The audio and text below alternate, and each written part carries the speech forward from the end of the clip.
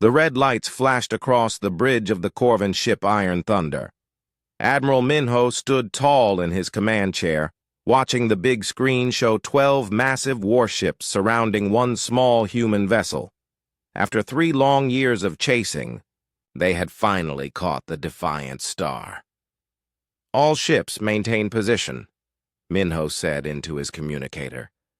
His voice was calm and steady.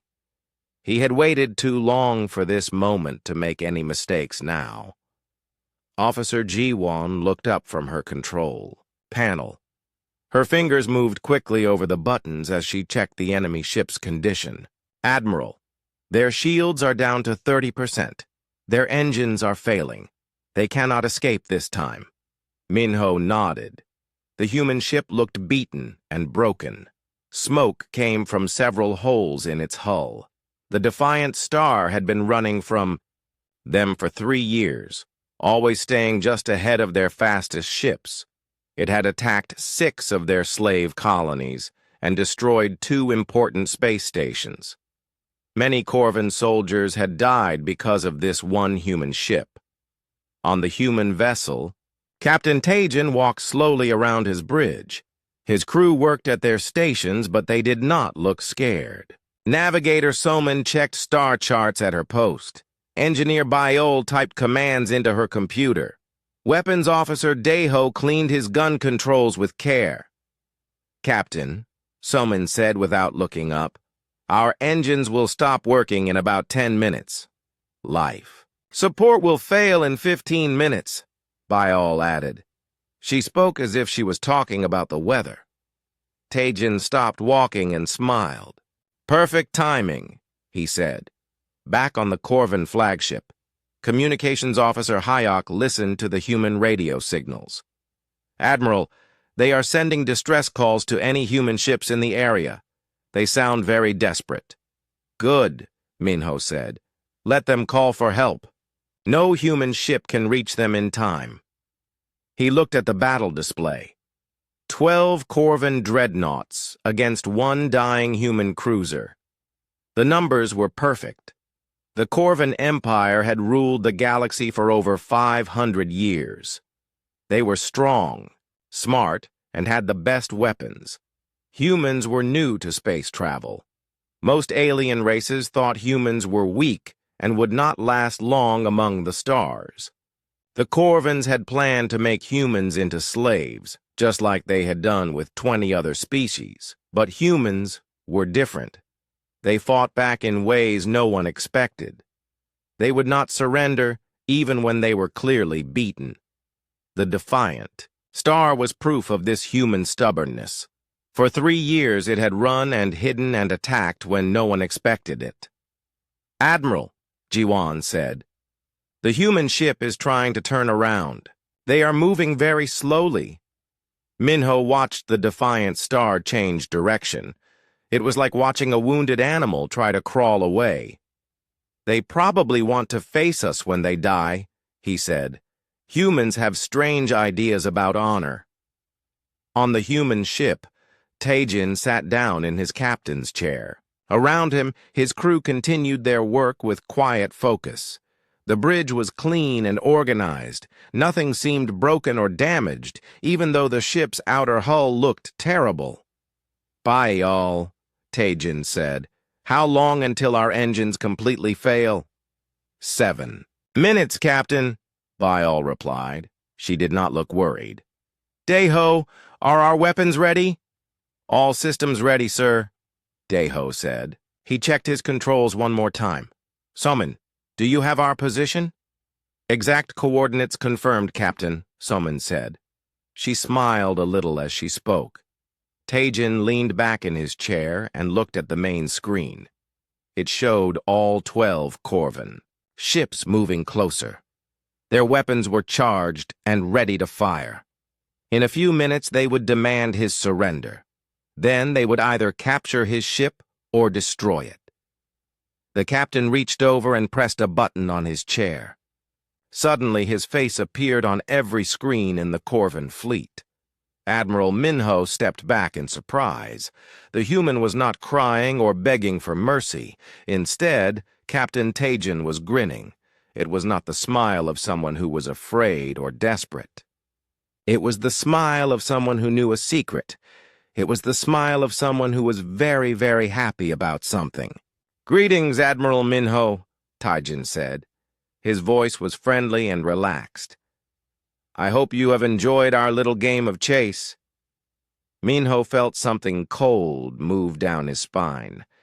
This was not how defeated enemies were supposed to act. "Human, you will surrender your ship immediately," he said. "You are surrounded and have no way to escape." Tajin's grin grew wider. "Surrender? Oh, Admiral, I think you have misunderstood something very important." Behind the human captain, his crew continued, working. But now Minho could see they were not panicking or trying to fix their broken ship. They were working with the calm, careful movements of people following a plan. "You see," Tajin continued, "we did not get trapped here by accident. We have been waiting for you." Officer Jiwan quickly ran new scans of the area around them. Space seemed empty except for some asteroids and old space junk. Nothing looked dangerous. But something about the human's confidence made her stomach feel sick. 3 years, Tajin said, still smiling. 3 years of letting you chase us around the galaxy. 3 years of running just fast enough to stay ahead, but not so fast that you would give up. 3 years of making sure you would follow us to exactly this place at exactly this time. The human captain stood up from his chair. Around him, his crew began pressing new buttons and turning on systems that had not been active before. Lights that had been dim grew bright. Computers that had seemed broken started working perfectly. "The thing about humans, Admiral," Tajin said, "is that we are very good at learning, and you have taught us so much about your ships, your weapons, and your tactics. Thank you for being such excellent teachers." Admiral Minho stared at the screen. The human's grin had become something terrible to see. It was the look of a hunter who had been hiding in the grass, waiting for the perfect moment to strike. "You know what the best part is?" Tajin asked. "You brought your entire sector fleet to catch one little human ship, 12 of your finest dreadnoughts, all in one place, all far from home, all far from help." The captain's eyes seemed to look directly at Minho through the screen. "And that is exactly what we were hoping you would do." Admiral Minho felt his hands shake as he stared at the human captain's face on the screen. "You are bluffing," he said. "One ship cannot threaten an entire fleet." Captain Tajin laughed. It was not a nervous laugh or a crazy laugh. It was the sound of someone who found something very funny. "One ship? Admiral, you really have not been paying attention." On the human bridge, Navigator Soman turned around in her chair. "Captain, all units are in position and ready." "All units?" Officer Jiwan whispered. She quickly started new scans of the space around them. Her instruments showed only empty space and floating rocks. "Biaol," Tajin said to his engineer, "please, show our new friends what they missed." Engineer Biol pressed several buttons on her control panel. "With pleasure, Captain." Suddenly, the empty space around the Corvan fleet began to change. What had looked like asteroids and space junk started to move. Metal surfaces appeared where there had been rock. Weapon ports opened where there had been empty space. One by one, human ships became visible. They were not like any ships the Corvans had seen before. These vessels were dark and angular, covered with strange armor that bent light around them. They had been hiding in plain sight, looking exactly like the debris that floated in this old battlefield. "Impossible," Admiral Minho breathed. His tactical display lit up with new contacts. 5 ships, 10 ships, 20 ships. The numbers kept growing. Communications. Officer Hayek's voice cracked. as he counted. "Admiral, I show 37 human vessels. They are surrounding us completely. But these were not normal human ships. Each one was different, as if they had been built from pieces of many different vessels. Some had Corvin weapon systems attached to human hulls. Others had armor that looked like it came from the Zephyrian Empire. Still others had engines that no one had ever seen before. "Let me explain what happened," Captain Tajin said. He walked closer to his screen so his face filled the entire display.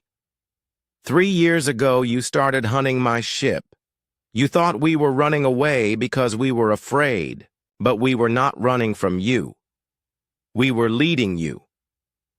On his ship, Weapons Officer Deho stood up from his station. "Every time you chased us, we learned something new about your ships. How fast they could go, how their weapons worked, how their shields could be broken." Navigator Soman added, "Every battle we fought taught us about your tactics, how you moved your ships, how you thought about combat, how you made decisions." Engineer Biol smiled as she spoke. "Every colony we attacked gave us access to your technology. We took pieces from your ships and learned how to make them better." Tajin nodded. "While you were chasing one ship, we were building a fleet. While you were following us around the galaxy, we were studying everything about your empire. While you thought you were hunting us, we were learning how to kill you." Admiral Minho looked at his tactical display with growing horror. The human ships were not positioned randomly. They formed a perfect sphere around the Corvin fleet. Every escape route was blocked. Every angle was covered. This was not a lucky ambush. This was a carefully planned trap. "Officer Jiwon," Minho said quietly, "can our weapons target their ships?" Jiwon's fingers moved over her controls. After a moment, she looked up with fear in her eyes. "Admiral, their ships are not showing up properly on our targeting systems. Our computers cannot lock on to them. That is because we have been studying your sensors for 3 years, Tajin said. He had heard their conversation through intercepted communications. "We know exactly how your targeting works. We know how to make our ships invisible to your weapons." One of the human ships moved closer to the Corvin flagship. It was smaller than the Iron Thunder, but something about it made the bridge crew step back from their windows. The ship's hull was covered with symbols and markings from dozens of different alien races. It looked like a trophy wall. "Do you see that ship?" Tajin asked. "It is made from the remains of Corvin vessels that we have destroyed. The armor plates came from the dreadnought-crushing Victory. The main guns came from the battleship Eternal Dominion. The shield generators came from 3 different cruisers." Officer Hyok's voice was barely a whisper. "Those ships were destroyed in different battles across the galaxy. How did they collect all those pieces?" "Because we have been everywhere," Tajin said. "While you focused on chasing my ship, other human vessels were operating throughout your empire. We have been watching you, learning from you, and taking pieces of you for 3 years."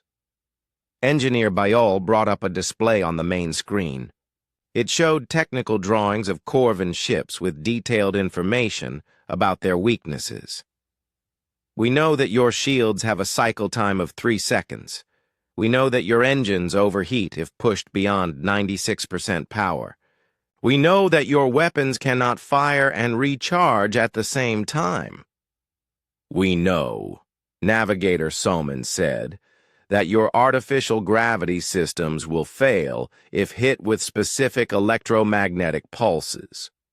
We know that your life support systems can be hacked through your communication arrays. We know that your emergency systems have a 40-second delay before activation." Weapons Officer Deho grinned as he spoke. "We know that your armor is strongest at the front and weakest along the engine mounts. We know that your missile systems jam if more than 12 targets appear at once. We know that your crews panic when their main lights go out.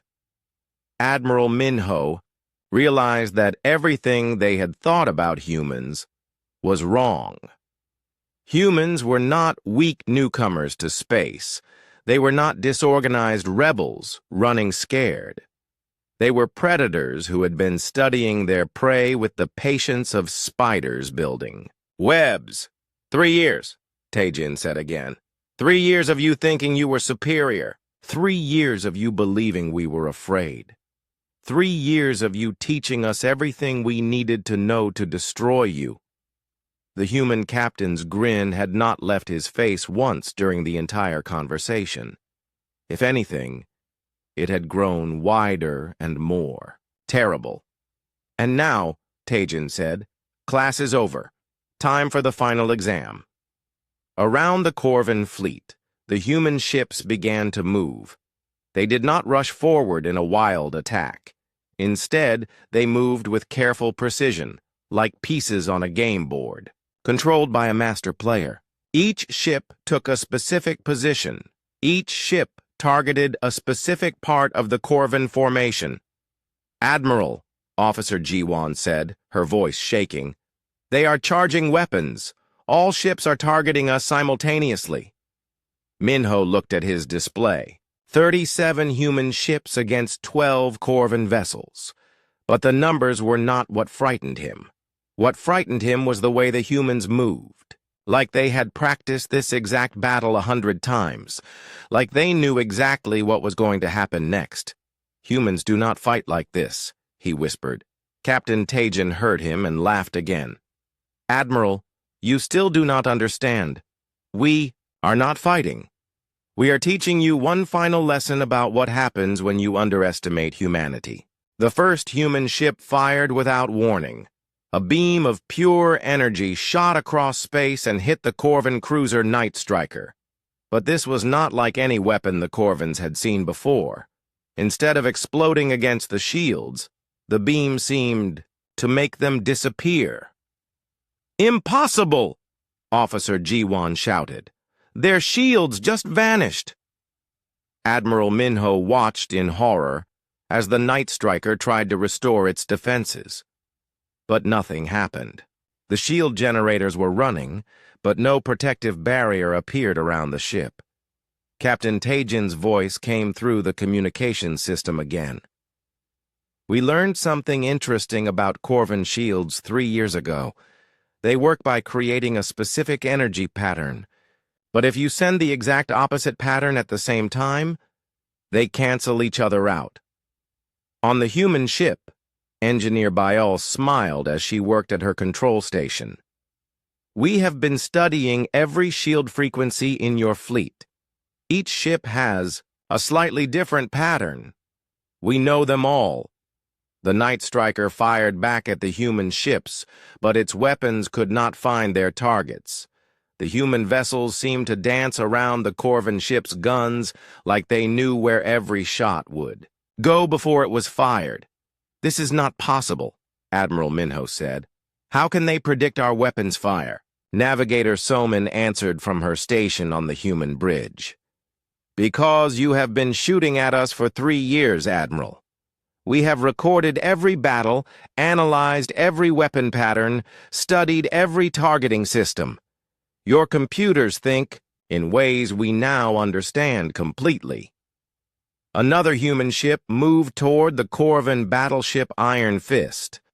This vessel looked like it had been built from the parts of a dozen different ships. Corvin armor was welded next to human hull plates. Alien weapons were mounted alongside engines from unknown species. The Iron Fist tried to turn and face this new threat, but the human ship was already moving to its blind spot. The Corvin captain fired his main guns, but the human vessel twisted away at the last second. It was as if the human pilot could see the future. They know our tactics, the captain of the Iron Fist said over the communication channel. They know exactly how we will respond to every situation. Of course we do, Weapons Officer Daeho said from the human flagship. We have been fighting You for 3 years. We know that Corvan captains always turn left when attacked from the right. We know that you always fire your main guns first, then your missiles. We know that you always try to ram enemy ships when your weapons fail. As if to prove his point, the Iron Fist suddenly accelerated toward the nearest human ship, but the human vessel was already moving away. It had started turning before the Corvan ship even began its attack run. More human ships joined the battle. They moved like a pack of hunters working together. When one ship attacked, the others supported it. When a Corvan vessel tried to fight back, 3 human ships would hit it from different directions. The humans fought like they could read each other's minds. How are they coordinating so well? Communications Officer Hayok asked. We cannot intercept any tactical communications between their ships. Captain Taejin laughed. That is because we are not using radio communications. We are using a system you have never seen before, something we developed specifically for fighting. You. The truth was even worse than the Corvans imagined.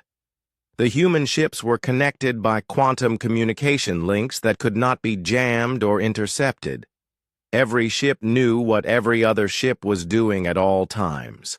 They shared targeting, data, tactical analysis, and damage reports instantly. But more than that, they had practiced this exact battle many times. Using captured Corvan ships, they had run simulations of this fight hundreds of times. They knew what would happen before it happened. The Corvan cruiser Steel Storm tried a different approach. Instead of fighting the human ships directly, it fired at the asteroids around them. If it could create debris clouds, maybe it could hide long enough to escape. But when the rocks exploded, nothing happened to the human ships. They kept flying through the debris field without any damage. Their hulls seemed to be made from some kind of material that could not be scratched by flying rocks. Adaptive armor, Engineer Bayol explained. We developed it after studying the asteroid belt battles in the Vega system. The hull automatically adjusts its hardness based on what hits it. Your weapon fragments cannot penetrate it. Admiral Minho realized that every advantage the Corvan Empire thought it had was useless. Their superior numbers meant nothing when the humans could predict every move. Their advanced weapons could not hit targets that knew where they would fire. Their strong shields were worthless against weapons designed specifically to destroy them. This is not a battle, he whispered. This is an execution. The human ship Ghostwalker appeared next to the Corvan destroyer Quick Death. It had not been there a second ago. It had simply materialized out of empty space like a magic trick. Cloaking technology, Navigator Soman said. We borrowed the basic idea from the Zephyrian Empire, but we made it much better. Your sensors cannot detect us when we do not want to be found. The Quick Death fired every weapon it had at point-blank range. Energy beams, missiles, and plasma cannons all hit the human ship at the same time. For a moment, it looked like the human vessel would be destroyed. But when the light faded, the Ghostwalker was still there. Its hull glowed briefly, then returned to normal. The human ship had absorbed all that energy and was completely undamaged. Energy. Redistribution system, Engineer Biol said proudly. Instead of using shields to block attacks, we absorb the energy and use it to power our own weapons. Thank you for recharging our guns. The Ghostwalker fired back with the same energy that had just hit it. The beam struck the Quick Death and cut through its armor like a knife through paper. The Corvan ship broke in half and exploded. One by one, the Corvan ships were being destroyed. But the humans were not using overwhelming force or lucky shots. They were systematically demonstrating that they understood every aspect of Corvan, technology better than the Corvans themselves. Admiral, Officer Jiwan said, we have lost 6 ships. The remaining vessels are requesting permission to retreat. Retreat where? Admiral Minho asked. They have us surrounded. They know our ships better than we do. They have turned our own technology against us. Captain Tajin's face appeared on the screen again. His grin had not changed. Are you beginning to understand, Admiral? This is not about who has bigger guns or faster ships. This is about who learned their lessons better. Around the Corvin flagship, human ships continued their deadly dance. They moved with perfect coordination, striking at exactly the right moment, hitting exactly the right targets. Every shot they fired found its mark. Every move they made was precisely calculated. We have been preparing for this moment for 3 years, Tajin said. While you thought you were hunting us, we were studying you. While you believed you were superior, we were learning to be better. While you assumed we would surrender when cornered, we were planning your destruction. The human captain's grin grew wider as another Corvin ship exploded in the distance. Welcome to school, Admiral. Class is now in session. The Corvin battleship Eternal Might tried one last desperate move. Captain Wanho activated his ship's emergency jump drive to escape to hyperspace. But instead of the familiar blue flash of successful jump, red warning lights filled his bridge. Jump. Drive failure, his engineer reported. Something is blocking our hyperspace access. Captain Tajin's voice came through their speakers, still calm and cheerful. Did you really think we would let you leave? We have been jamming your jump drive since you arrived. No one goes anywhere until we are finished with our lesson. On the human flagship, Navigator Soman showed Admiral Minho a display of the entire star system. Red energy fields surrounded the area where the Corvin fleet was trapped. We built hyperspace inhibitors 3 months ago. They have been hidden in the asteroids, waiting for your arrival. Admiral Minho stared at the tactical display. Only 4 Corvin ships remained operational. His proud fleet had been reduced to scattered wreckage in less than an hour. The humans had not just defeated them, they had made it look easy. How? He whispered. How did you know we would come here? Engineer Biol answered from her station. Because we have been watching you for 3 years, Admiral. We know how Corvin military minds work. We knew that if we hit enough of your installations, you would eventually bring your sector fleet to stop us. We knew you would want to use overwhelming force to make an example of us. We also knew, Weapons Officer Deho added, that you would choose this system for the final battle. It is far from your main shipping lanes, so civilian traffic would not be endangered.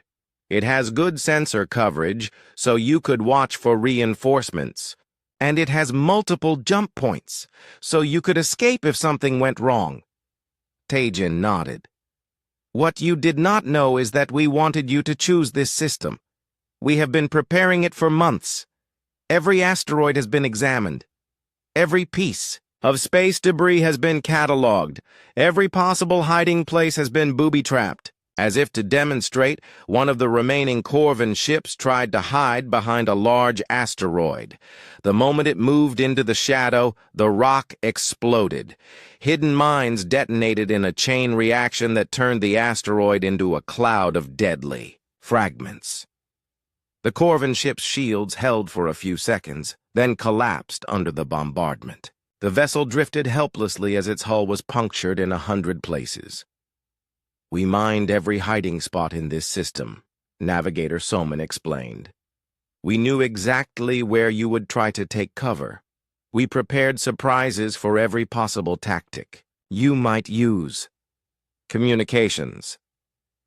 Officer Hyok's voice cracked as he tried to send a distress signal. Admiral, our long-range communications are being jammed. We cannot contact the home fleet. Of course you cannot, Tajin said. His grin had become something truly terrifying. We have been intercepting your communications for months. We know your encryption codes, your emergency frequencies, and your backup protocols. We are not just jamming your signals. We are replacing them." The human captain gestured to his crew. "Show them what messages we have been sending in their name." Engineer Biol brought up a display showing months of fake communications. Messages to Corvin High Command reporting that the human threat was under control. Updates saying that the Defiant Star was nearly captured. Reports claiming that additional fleet support was not needed. "For the past 6 months," Biol explained, "your superiors have been receiving regular updates saying everything was going according to plan. They think you are successfully hunting us. They have no idea you are all about to die." Admiral Minho felt his knees grow weak. "You have been impersonating our communications for 6 months?" "We have been doing much more than that," Taejin said. "We have been learning about your entire empire. Every message we intercepted taught us about your military structure. Every report we read gave us information about your defenses. Every conversation we monitored showed us your weaknesses." Weapons Officer Deho stood up from his station and walked to the main screen. "We know that the Corvin Third Fleet is currently in the Rigel system 3 weeks away. We know that the Fifth Fleet is hunting rebels in the Outer Rim and cannot be recalled for at least a month. We know that your home defense fleet has only 6 operational dreadnoughts. We know," Navigator Soman added, "that your shipyards are operating at only 60% capacity because of supply shortages. We know that your newest weapons are still in testing and will not be ready for combat for another year. We know that 3 of your colonial governors are planning rebellions." "We know," Engineer Biol said with a smile, "that your empire is much weaker than it pretends to be. You rule through fear and intimidation, but your actual military strength is not as impressive as your propaganda claims." Captain Taejin walked closer to his main screen so his face filled the entire display. "We know all of this because you taught us. Every time you chased us, we learned something new. Every time you communicated with your commanders, we were listening. Every time you thought you were hunting us, you were actually showing us how to destroy you." The last 3 Corvin ships tried to form a defensive formation, but the human vessels simply ignored their weapons. Energy beams that should have destroyed the human ships passed harmlessly through them. "Holographic projectors," Taejin explained. "Half of the ships you have been fighting are not really there. We learned this technique from studying your own records of battles with the Phantom Fleet pirates. We simply made it much more effective." Officer Ji-won stared at her instruments in disbelief. "How many real ships are you actually using?" "Does it matter?" Daeho asked.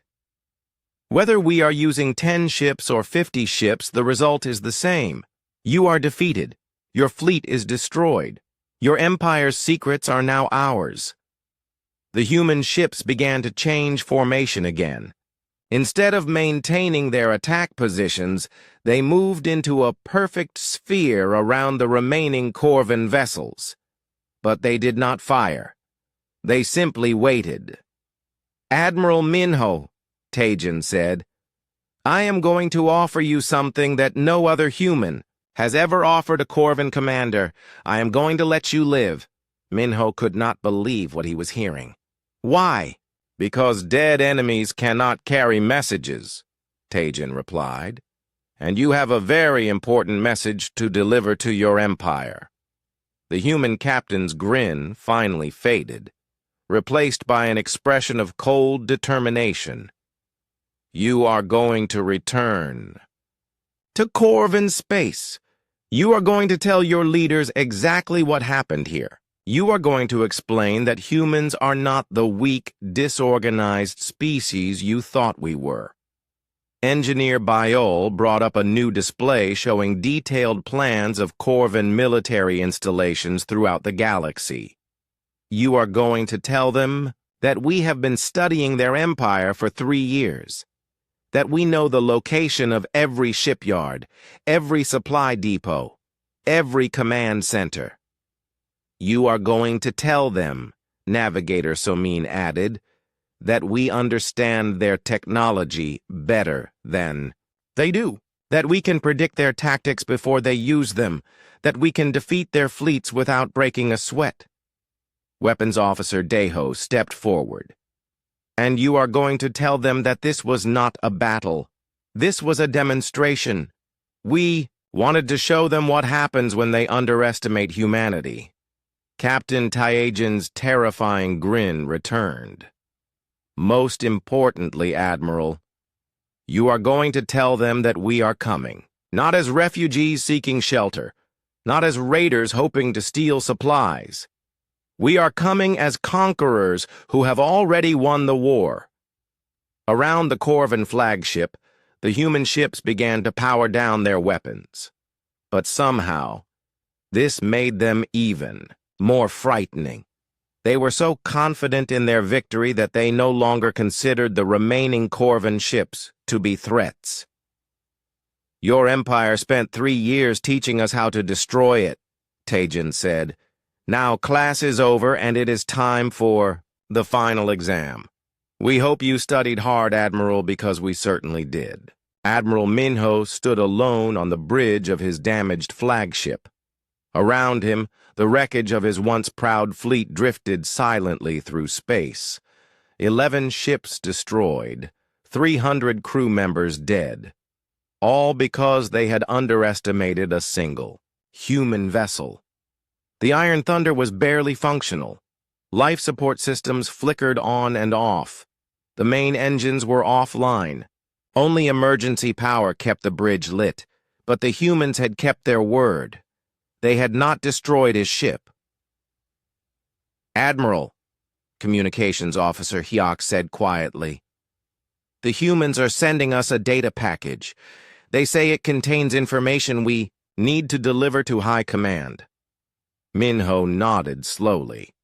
Accept the transmission. The data flooded into their computers. Detailed maps of Corvan space, complete technical specifications of every Corvan ship class, personnel files of military commanders, supply schedules for the entire fleet, economic reports from every colony world. They know everything, Officer Jiwon whispered as she read through the files. Every secret, every weakness, every plan we have ever made. But that was not the worst part.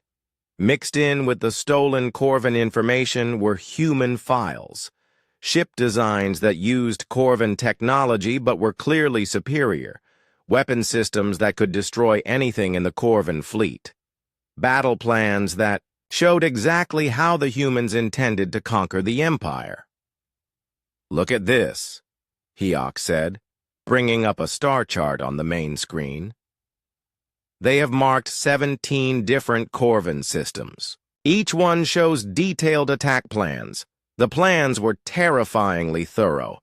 The humans had identified the exact weaknesses of each system's defenses. They knew which planets had the most valuable resources. They knew which colonies would surrender quickly and which would fight to the end. Captain Taejin's face appeared on their screen one last time.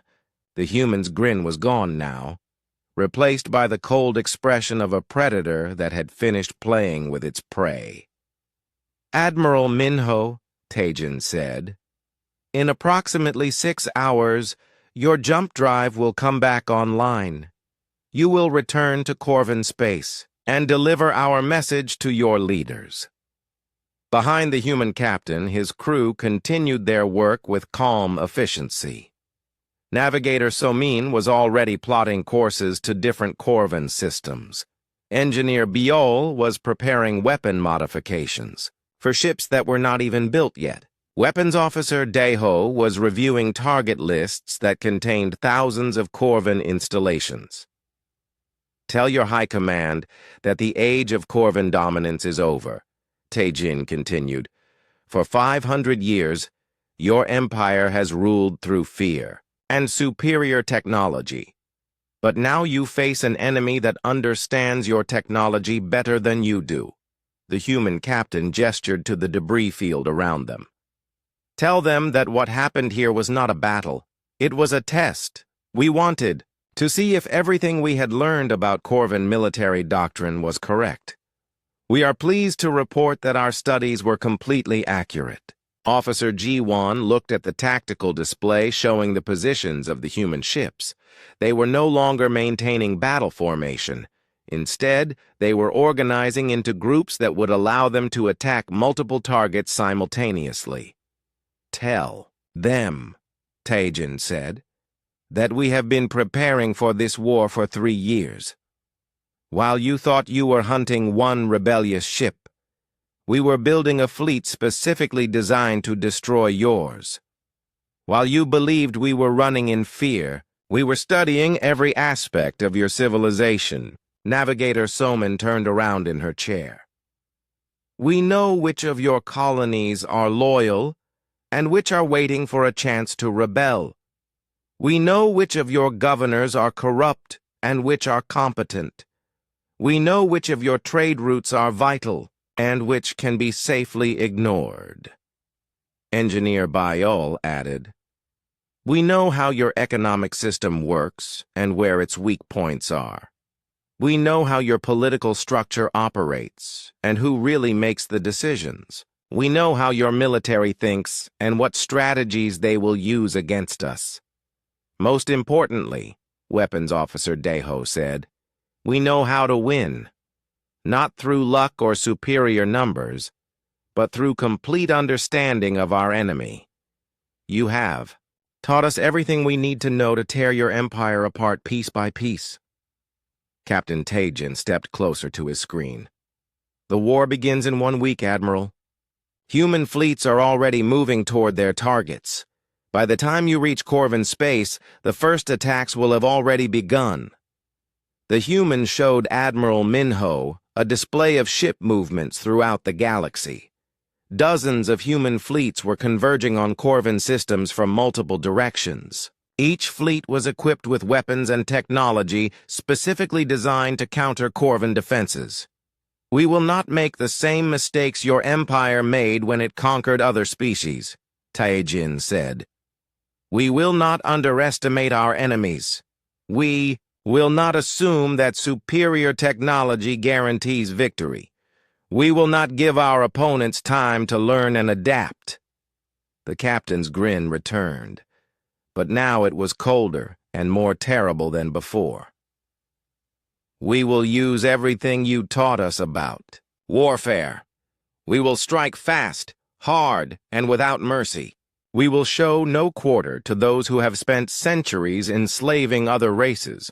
We will demonstrate what happens when humanity decides to stop playing defense. Around the Iron Thunder, the human ships began to disappear.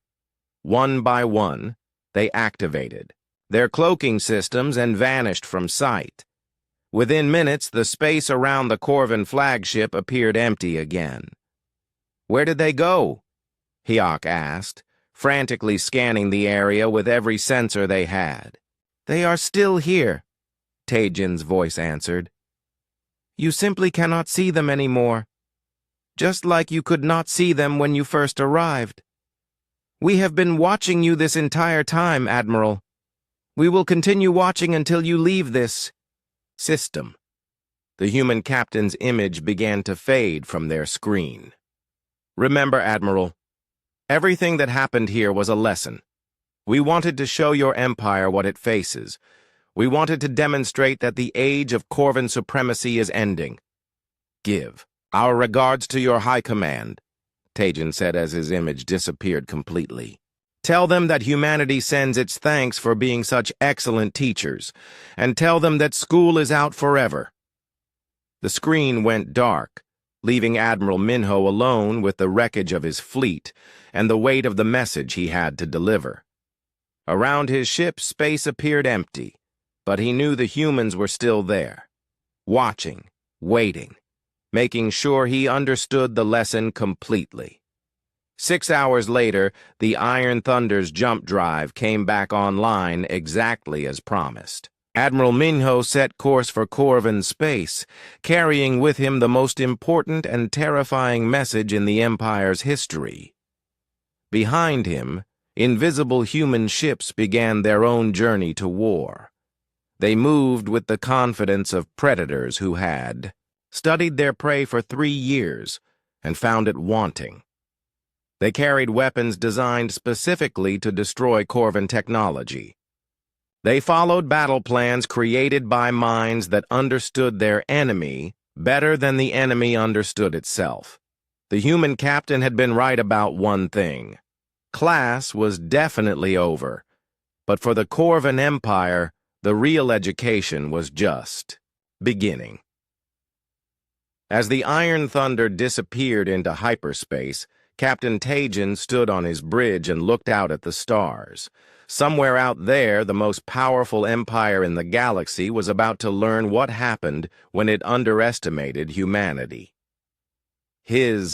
Grinned returned one final time as he gave the order that would change the fate of the galaxy forever.